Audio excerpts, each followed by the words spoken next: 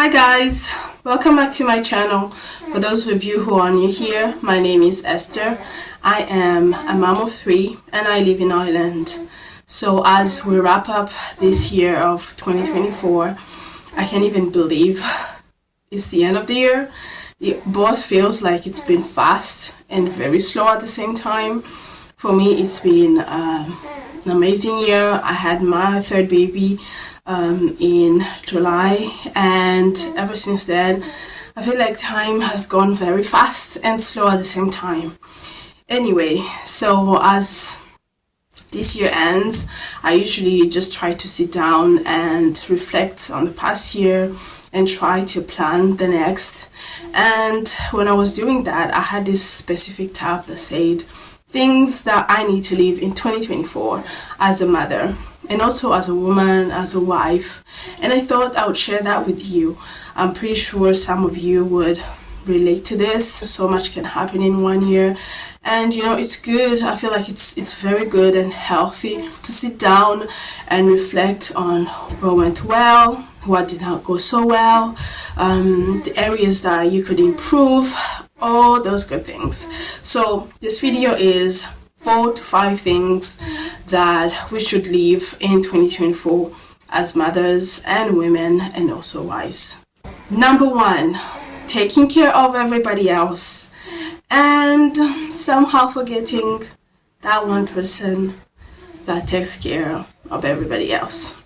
Who is you? This has been for me one of the hardest areas of my motherhood journey, because I've had 3 children in the last 4 years, which means I've either been pregnant or had a newborn, which it can be so much. So taking care of myself as a woman has been honestly one of the last things on my list. And I know that's honestly not healthy. It's not healthy for anybody. What I've learned from that is that if you actually don't take care of yourself, you end up kind of like resenting the journey of motherhood. For example, I am the kind of person who loves to go all out for everybody, like for my kids, for my husband, for birthdays. I honestly just love to give. I'm a giver. I'm a lover. I love so hardly. And when it comes to my birthdays, or maybe like say Mother's Day, it usually feels flat and low, and there's a little bit of resentment there because it almost feels like I expect me from others. I expect the things that I do for others to be done to me as well, but we're different. Some of us are givers and some of us are just not. Some people just have to try a little harder to be able to give and celebrate somebody. Anyway, please, not taking care of yourself, leave that in 2024. In 2025, we are going all out for ourselves. Yes, we're going to take care of our babies, we're going to love them, we're going to celebrate them, we're going to love our husbands and celebrate them, but also find pockets of time in your days, in your weeks, to take care of this person.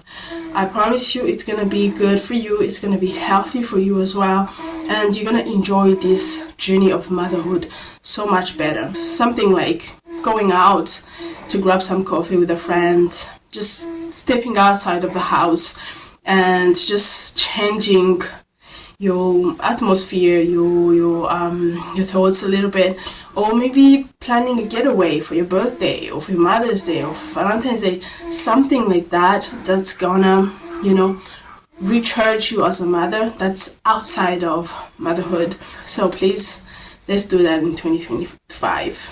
Number 2, comparing ourselves to everybody else.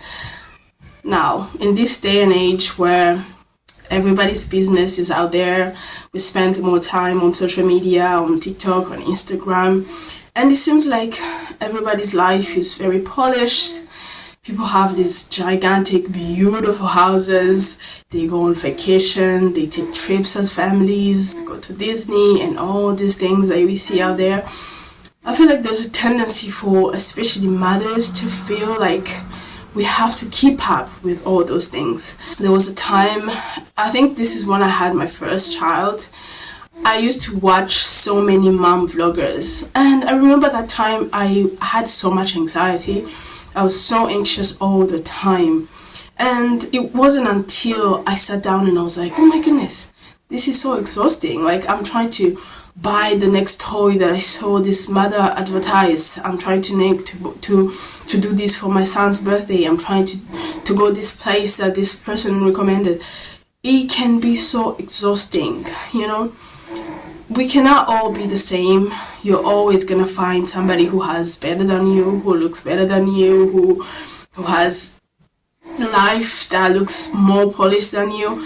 But at the same time, honestly, this is just what we see on the outside. You don't know what happens in these people's houses. So we tend to think that the grass is greener on the other side. It's natural.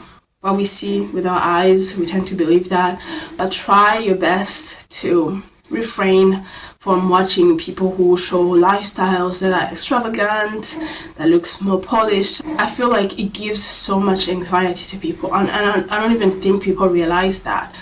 I had to check myself at some point. I was like, you need to stop watching these things, because you will never be able to keep up with everybody else. We don't all have the same budget. We don't all have the same life. Just stop it. And at the same time, it takes away from being grateful for what you have. It takes away from the good things that God has done in your life. Because, don't get me wrong, I'm blessed. I have beautiful children. I have a loving husband. We have an okay house. Like, I should be grateful for that. But if I'm busy looking at everybody else on Instagram especially, and YouTube, and these people have it supposedly better than me, you just feel like it's never enough for you. So please, let's leave that in 2024. In 2025, we're going to focus on your own life. Try to build the life that you want for you and your family. Put all that time that you spent scrolling on social media in building yourself and your family, and honestly, you're gonna be so much happier like that. Number 3, feeling guilty for not doing everything perfectly at all time.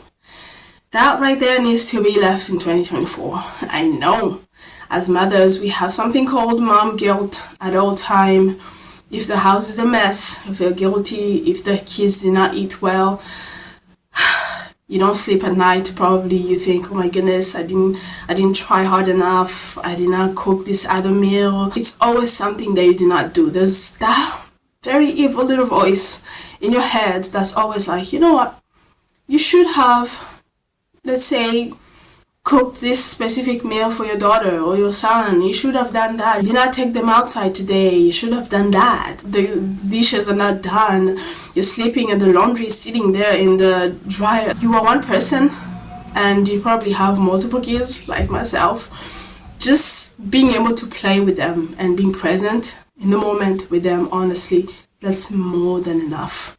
And I know this is probably one of the hardest things to do, to just drop that guilt. There's that voice as a mother. Maybe it helps us to be, it's one of the motherly instincts that we have as mothers to be able to take care of our children, but it's so annoying. Constantly feeling like I did not do enough.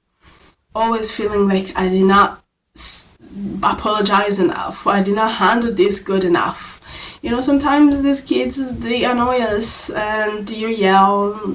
At times, honestly, I don't condone yelling. I'm always apologizing to my children when I yell, but you know, it's normal. Sometimes you lose it because they push all the right buttons. Make sure that you apologize to your children and you tell them why that happened, and just make sure that you do better the next time. But it's normal. It happens to probably all of us. And you don't need to feel guilty about it. You know, that guilt needs to be left in 2024. In 2025, we're doing everything that we can, and we are being content with what we have done.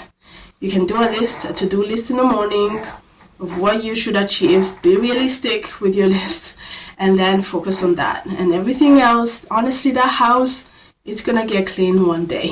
Number 4, basing your worth and joy off of how many tasks you've been able to achieve as a mother. Like, for example, you've been able to cook some homemade meals for your children and you feel so good about it, you're proud of yourself.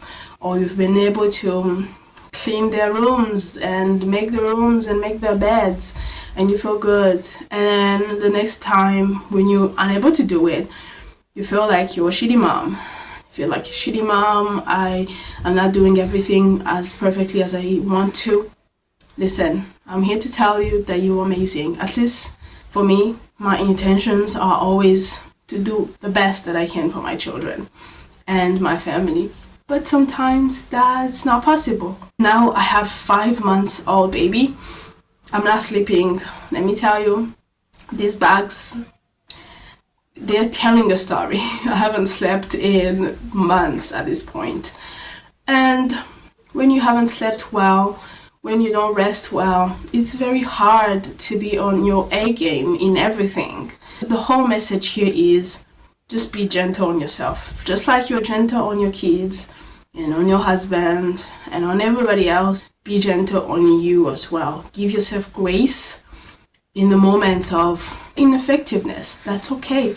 You're worthy of joy and happiness even when you've not been able to make everything from scratch. Well, somebody's awake. We made it through point number 4 without waking him up. He decided to be part of this video. So everybody say hi to baby Nate. Lastly, number 5, and this is specifically for stay-at-home moms who do not necessarily work outside of the home. There is this tendency to feel like you don't deserve things. And I know this because I do feel like this sometimes. You feel like I don't deserve to buy these nice things for myself because I don't bring a check at the end of the month, and I just don't feel like I want to bother my husband, even though you guys do budgets together. I don't know, like, it's this weird feeling that we have. Sometimes it comes with the territory. First of all, I want to tell you, you do work. This tendency to feel like we don't deserve nice things, we don't deserve good things because we don't work, we don't bring a check in the home. Please, I just want to tell you that what you're doing is probably more amazing and more groundbreaking and more beautiful than you realize.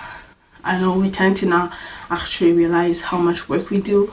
We tend to not give ourselves the grace and the flowers that we actually do deserve. But if there is money in the budget of the home, please go ahead and buy whatever it is that you want. You probably do feel guilty doing that, but that's okay. I just want to tell you that you deserve it. Although there's no money that comes from you working, but being able to raise the future, raise your kids, is more amazing than you realize. So that feeling needs to be left in 2024, and in 2025 we are mothers who deserve to do good things for ourselves and buy nice things for ourselves. Alright, that's it for today's video. Thank you so much for watching, and I'll take this opportunity to say Happy New Year. I do believe that 2025 is going to be a brilliant year. We're going to do good in so many areas. Our children are going to be happy. We're going to be happy. We're going to be productive. And we're going to push so many boundaries that we have put on ourselves. So Happy New Year. Bye. I'll see you in 2025.